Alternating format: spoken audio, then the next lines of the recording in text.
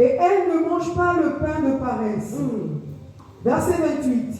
Ses fils se lèvent et la disent heureuse.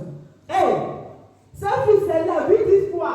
Heureuse. Il dit heureuse, pourquoi? Parce qu'il voit le fruit des travaux de leur mère dans leur vie. Il voit le fruit des travaux de leur mère dans la famille. Il voit le fruit des travaux de leur mère, peut-être sous leur père. Il voit le fruit des travaux de leur mère dans le pays, dans les églises, dans la société, partout qu'ils se trouvent. Ils voient seulement que le travail de leur mère. Ils sont quoi? Heureux de sa mère, de leur mère. Est-ce que tes enfants sont heureux de vous? Si la Bible parle comme ça, donc ça veut dire qu'aussi, il y en a aussi que les enfants te détestent. Il y en a aussi que les enfants haïssent. Il y en a aussi que les enfants ne vont même pas attendre qu'elle parce qu'il n'est pas digne. Parce qu'il n'agit pas comme il faut. Il ne fait pas comme il doit faire.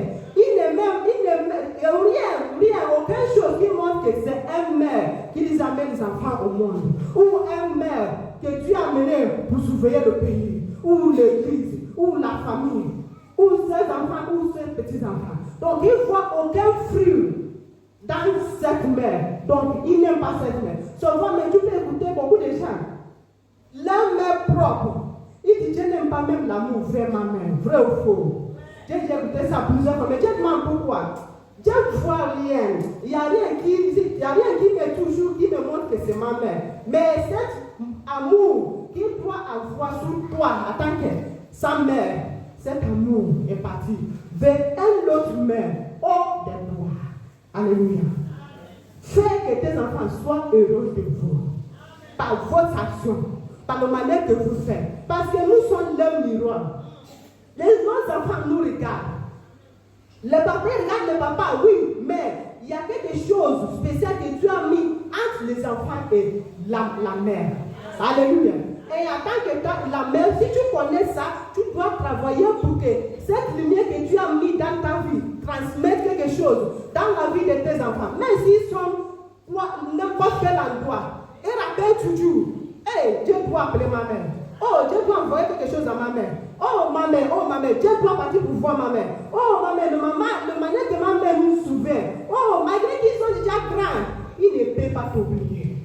Malgré quoi que ça, il ne peut pas t'oublier. À cause de quoi?